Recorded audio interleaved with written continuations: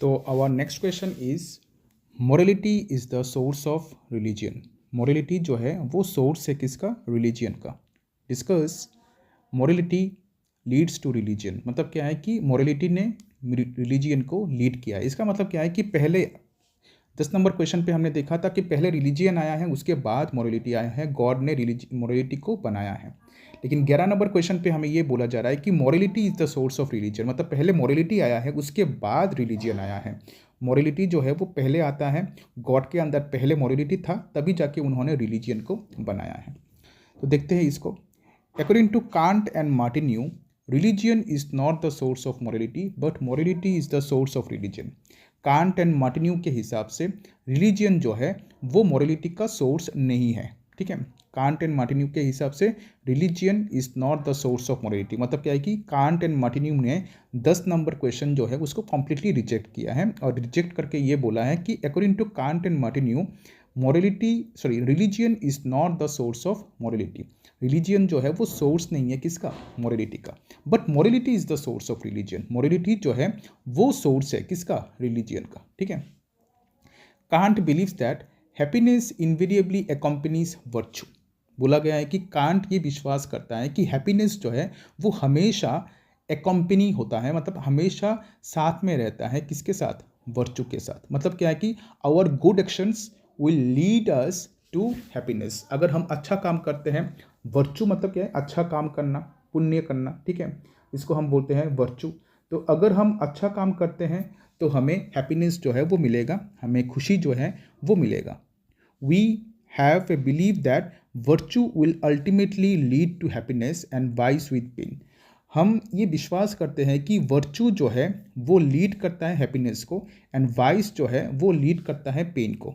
अगर हम पुण्य काम करते हैं तो खुशी मिलेगा। ठीक है, और अगर हम वाइस करते हैं मतलब क्या है? अगर हम पाप करते हैं तो हमें पेन जो है वो मिलेगा। ठीक है, but our experience shows that good people suffers while bad people enjoy themselves.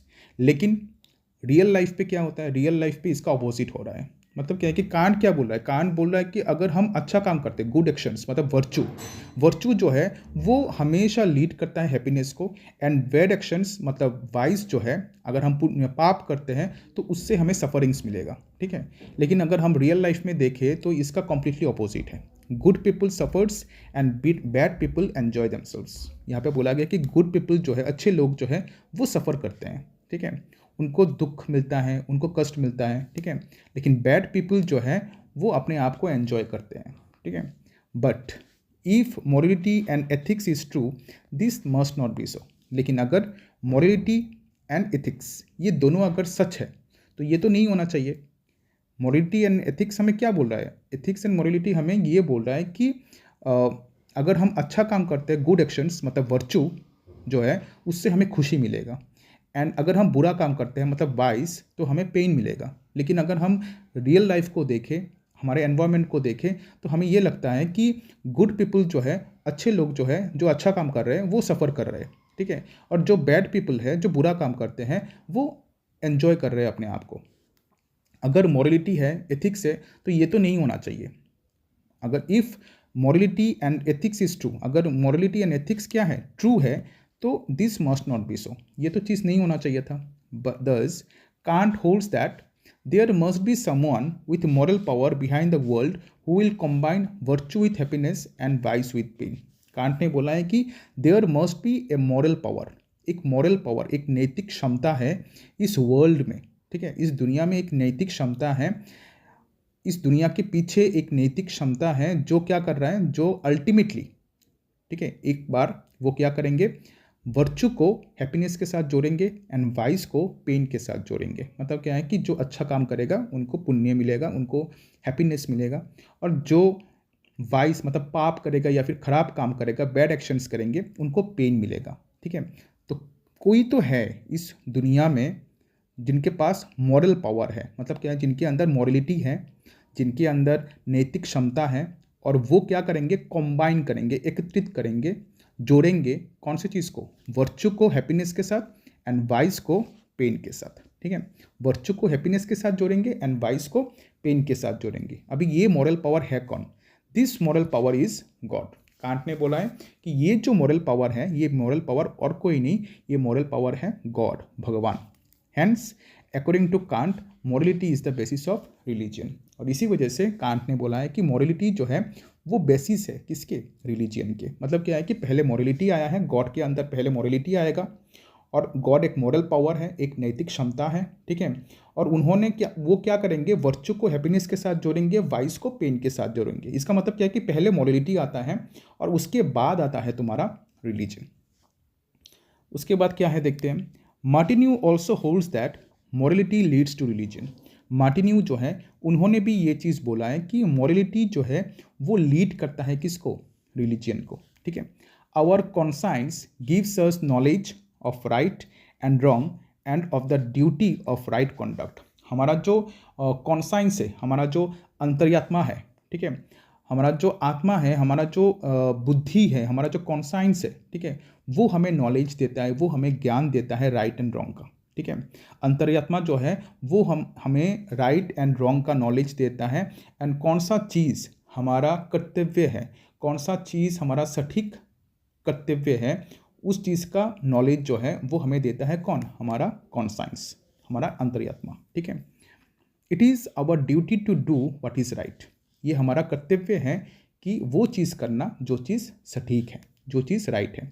God who is omni present must be the ultimate source of moral authority to whom our obligations is due। God जो है वो एक omni present है। Omni present का मतलब है वो हर जगह पे प्रेजेंट रहते हैं और उनके पास मॉरल अथॉरिटी है, नैतिक क्षमता है। और इसी नैतिक क्षमता के पास हमारे जो एक्शंस है, हमारे जो ऑब्लिगेशंस है, मतलब हमारे जो कर्तव्य है वो ड्यू है। To whom we are responsible for our actions. हमारे जो एक्शंस है, हमारे एक्शंस के लिए हम गॉड के पास क्या है, रिस्पॉन्सिबल है, ठीक है। Hence Martineau holds that moral obligation and responsibility necessarily leads to the idea of God।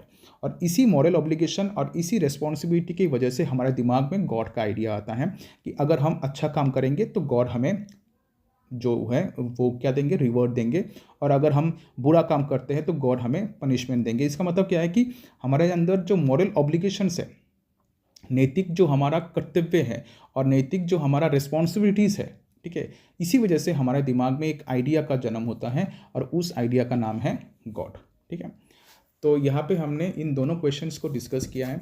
Second वाला क्वेश्चन जो है इसको हम समरी की मदद से एक बार फिर से देख लेते हैं कि कांट एंड मार्टिन्यू ने बोला है कि रिलीजियन ने मॉरलिटी को नहीं बनाया है, मॉरलिटी ने रिलीजियन को बनाया है। कांट हमेशा ये विश्वास करते थे कि हैप्पीनेस जो है वो हमेशा वर्च्यू के साथ रहता है, इनवेरिएबली अकम्पनीज, मतलब हमेशा साथ रहना।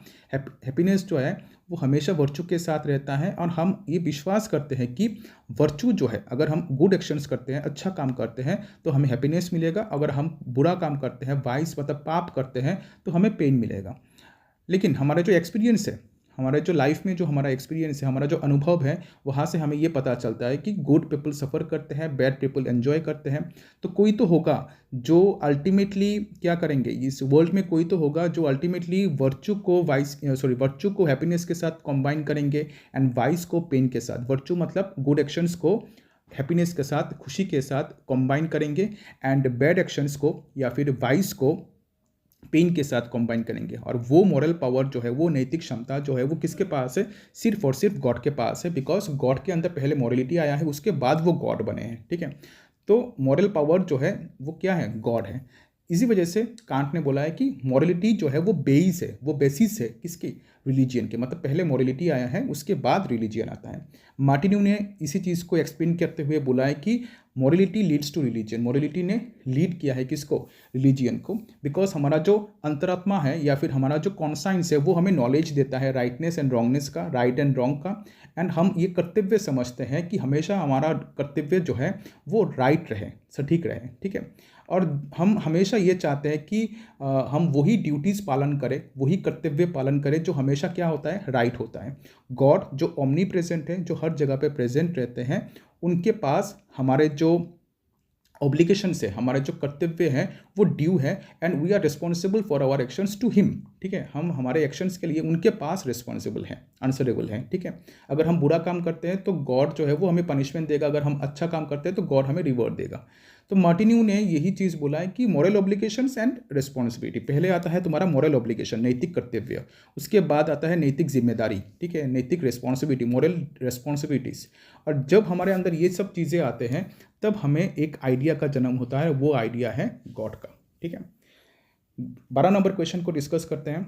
लास्ट क्वेश्चन है, write a note on Kant's definition of religion. Kant का जो डेफिनेशन है रिलीजियन को लेके, इसके बारे में एक नोट लिखना है। Kant defined religion as recognition of all our duties as divine commandments. बोला गया है कि कांट ने बोला है कि रिलीजियन को डिस्कस करते हुए कांट ने बोला है कि recognition of all our duties, ठीक है, मतलब क्या है कि हमारे हर एक कर्तव्य को रिकॉग्नाइज करना, मतलब क्या है, हमारे हर एक कर्तव्य को मानना। क्यों मानना? बिकॉज हमें डिवाइन ने कमांड किया है, मतलब क्या है, गॉड ने हमें कमांड किया है, गॉड ने हमें आदेश दिया है। मतलब क्या है, गॉड के आदेश को मान के अगर हम अपने कर्तव्य का पालन करते हैं और कर्तव्य के पालन करने की कोशिश करते हैं, रिकॉग्नाइज करते हैं इस चीज़ को, तो कांट के हिसाब से यही क्या है, रिलीजियन है। इन Kant's definition of religion, there is no room left for mystic experience of fellowship with God, prayer, reverence, worship। बोला गया है कि कांट का जो ये डेफिनेशन है, कांट का डेफिनेशन अच्छे से देखो, कांट ने अपने डेफिनेशन पे क्या बोला है, कांट ने अपने डेफिनेशन पे बोला है कि recognition of all our duties, हमारे हर एक कर्तव्य को हमें इसलिए पालन करना चाहिए, इसलिए रिकॉग्नाइज करना चाहिए, बिकॉज ये डिवाइन का क्या है, कमांडमेंट्स है। कमांडमेंट्स का मतलब क्या है कि डिवाइन ने हमें आदेश दिया है। तो इसका मतलब क्या है कि कांट के डेफिनेशन पे, कांट ने जो रिलीजियन को लेके जो डेफिनेशन दिया है, इस डेफिनेशन पे कोई भी जगह, कोई भी रूम जो है वो खाली नहीं है। कौन से चीज़ के लिए? मिस्टिक एक्सपीरियंस के लिए। मिस्टिक एक्सपीरियंस का मतलब क्या है कि मिस्टिक एक्सपीरियंस मतलब वो सभी एक्सपीरियंसेस, वो रहस्यमय जो अनुभव जो हम करते हैं, जैसे फॉर एग्जांपल गॉड को हम अपने दोस्त मानते हैं कभी कभी, ठीक है, गणेश जी को दोस्त मान लेते हैं, कृष्ण को भगवान कृष्ण को हम दोस्त मानते हैं। कांट के डेफिनेशन पे ये सब चीज़ों का कोई रूम नहीं है, कोई जगह नहीं है। तो कांट के डेफिनेशन पे कोई भी रूम खाली नहीं है मिस्टिक एक्सपीरियंसेस का। कौन से मिस्टिक एक्सपीरियंसेस का? कौन से रहस्यमय एक्सपीरियंसेस का? फेलोशिप विद गॉड, गॉड को अपना फेलो मानना, प्रेयर करना, गॉड को रिवरेंस करना, वर्शिप करना, ये सभी चीज़ें जो रिलीजियन के कैरेक्टरिस्टिक्स है, ये सभी चीज़ें कौन कौन सी चीज़ें? फेलोशिप विद गॉड, गॉड को अपना फेलो मानना, प्रेयर करना, रिवरेंस करना, वर्शिप, ये सभी कैरेक्टरिस्टिक्स है किसके? रिलीजियस एक्सपीरियंस के, या फिर हम लोग बोल सकते हैं कि ये सभी कैरेक्टरिस्टिक्स है रिलीजियन के, ठीक है। ये सभी कैरेक्टरिस्टिक्स कांट के डेफिनेशन पे तुम्हें नहीं मिलेगा। क्यों? Because in Kant's definition of religion there is no room, कोई भी जगह खाली नहीं है मिस्टिक एक्सपीरियंसेस के लिए, रहस्यमय एक्सपीरियंसेस मतलब रहस्यमय अनुभव के लिए। जैसे फॉर एग्जांपल फेलोशिप, गॉड को अपना फेलो मानना, ठीक है, प्रेयर करना, रिवरेंस करना, जो रिलीजियन के कैरेक्टरिस्टिक्स है वो तुम्हें कांट के डेफिनेशन पे नहीं मिलेगा, ठीक है।